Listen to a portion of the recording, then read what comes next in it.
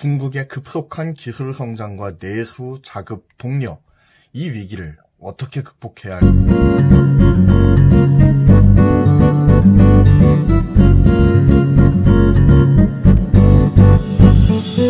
반갑습니다. IT와 반도체 이슈를 정리해드리는 경제의 전문 채널 경제를 말하다입니다. 중국 정부에서 이번 세계적 보건 사태로 인한 경기 침체를 타개하기 위한 자구책을 내놓았습니다. 한마디로 말하자면 첨단 제품의 국산화입니다. 중국 정부는 지금 세계적 보건 이슈로 인해 위축될 대로 위축되어 버린 자국 내수 경기 진작을 위해 애쓰고 있습니다. 이 중 우리가 눈여겨보아야 될 조치들이 눈에 띕니다. 바로 첨단 부품인 반도체와 디스플레이 부품을 국산화하겠다는 것입니다. 자국의 반도체 및 디스플레이 기업이 생산한 제품을 중국 완제품 업체가 수급, 판매해서 내수 경제를 활성화하겠다는 전략입니다. 4월 13일 반도체 및 디스플레이 업계에 따르면 중국 정부는 최근 세계적 보건 이슈로 인해 전방 산업이 위축되면서 자국 제조업 육성을 위한 보조금의 지급을 통해서 중국 완제품 업체들이 중국산 반도체와 디스플레이를 구매하도록 권고하는 정책을 강화하고 있습니다. 그리고 중국 내 소비 진작을 위해서 전자제품 매장에서 사용 가능한 전자상품권을 판매하고 소비 장려를 위한 주말 2.5일 휴일제를 권유하는 등의 추가 지원에도 나서고 있는 상황입니다. 이러한 중국 측의 조치로 인해 반도체 및 디스플레이 업계에서는 올해 삼성전자, 삼성 디스플레이, LG 디스플레이 등 국내 간판 반도체 디스플레이 업체들이 중국 스마트폰 제조업체들에게 공급하는 AP라든지 플렉서블 OLED 공급 물량이 예년에 비해서 줄어들 수 있다라는 우려를 제기했습니다. 실제 삼성전자는 올해 비보, 메이주, 레노버 등의 자사 AP 엑시노스의 공급을 타진했지만 이를 적용한 신제품의 출시가 지연되고 있는 상황입니다. 게다가 삼성 디스플레이의 경우에도 올해 펀치홀 방식의 리자드 OLED 패널을 중국 업체들에게 대량 공급할 계획을 가지고 있었지만 중국 스마트폰 업체들이 내수 침체를 이유로 자국 디스플레이 업체들의 리자드 OLED 패널을 수급받는 방향으로 계획을 점차적으로 변경하고 있기 때문에 이 상황을 예의주시하고 있다고 합니다. 역시 중국이 중국했다라는 생각이 듭니다. 사실 중국이 자국의 디스플레이와 반도체 산업을 육성하고 있다는 사실은 익히 알려져 있죠. 중국의 디스플레이 기업들은 중국의 보조금 덕을 톡톡히 본 대표적인 기업입니다. 중국의 막대한 보조금에 힘입어서 미친듯이 생산 라인을 증설했고 가격 경쟁력을 확보를 했습니다. 대형 LCD 패널의 공급이 과잉되면서 패널 가격이 기하급수적으로 낮아져 버리는 부작용이 생겼습니다. 현재 규모의 경제를 이룬 중국의 저가 LCD로 인해서 한국의 LCD는 갈 길을 잃어버리고 말았습니다.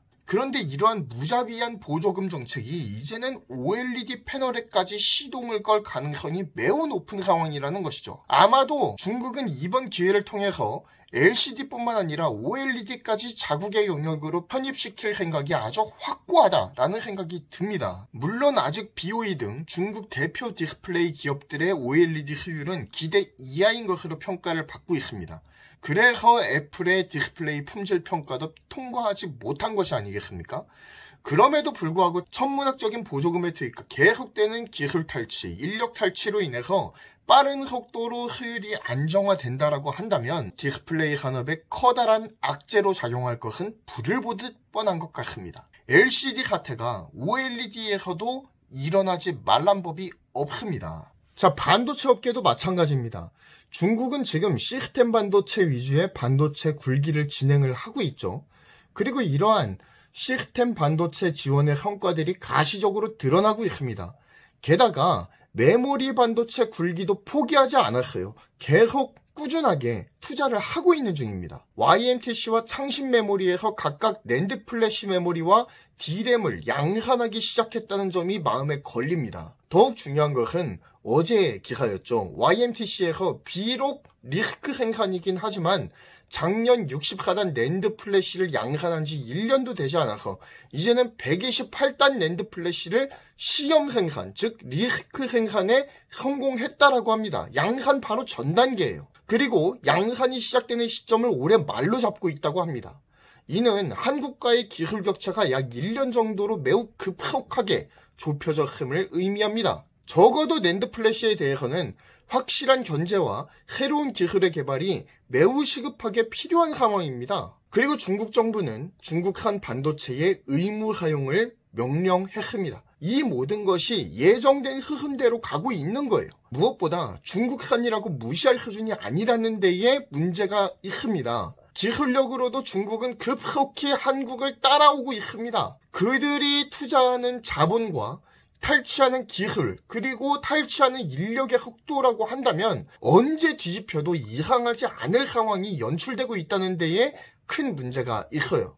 게다가 이것은 공정한 시장 경쟁을 통해서 파이를 키워나가는 정상적인 경쟁의 방법이 아니라 중국 정부의 일방적인 몰아주기가 예상되는 수순이기 때문에 중국 내 시장 왜곡이 매우 빠르게 진행될 것으로 보입니다. 어쩌면 한국 메모리 반도체 기업의 위기가 좀 더 빨리 다가올 수도 있겠다라는 생각도 듭니다. 왜냐하면 중국은 세계 1위 반도체 소비국이기 때문입니다. 삼성전자 메모리 매출의 상당 부분이 중국 물량에서 창출되고 있어요. 그렇기 때문에 중국이 내수 진작 전략을 꺼내들었다라고 하는 것은 삼성과 하이닉스에게 직접적인 타격으로 돌아올 가능성을 배제할 수 없게 되었다라는 것을 의미합니다. 특히 하이닉스 같은 경우는 삼성과 같이 사업군이 다양한 게 아니에요. 오로지 메모리 반도체 하나 보고 달려온 기업이란 말입니다. 그리고 요즘 들어서 이미지 센서에 투자를 하기 시작을 했죠. 그리고 파운드리에도 진출하기 위해서 노력을 하고 있습니다. 그렇지만 하이닉스 같은 경우는 정말로 걸음마 단계예요. 그렇기 때문에 이번 중국의 내수 진작 전략은 하이닉스에게 매우 직접적인 타격으로 다가오지 않을까 정말로 심한 걱정이 됩니다. 물론 삼성과 하이닉스 모두 중국의 공장을 보유하고 있습니다. 그렇기 때문에 영향이 제한적이지 않겠느냐라고 말씀하실 수도 있을 거예요. 그렇지만 그 자국산 반도체 개념이 자국에서 생산된 반도체가 아니라 자국의 기업에서 생산된 반도체만을 일방적으로 판매하는 방식으로 진행이 돼버린다면 말이 달라지겠죠. 안심할 상황이 아니라는 겁니다. 그러므로 국내 기업들은 지속적인 기술 혁신을 통해서 중국 기업과의 일정 격차 이상의 기술 격차를 계속해서 확보해 나가는 것이 매우 중요합니다.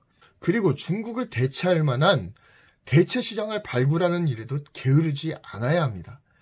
사실 반도체 시장에서 중국을 대체할 수 있을 만한 시장을 찾기가 어려운 것은 사실입니다. 하지만 메모리 반도체에서 눈을 돌려서 다양한 비메모리 반도체를 양성하고 발전시킨다라고 한다면 시장의 기회는 더 다양하게 열릴 것입니다.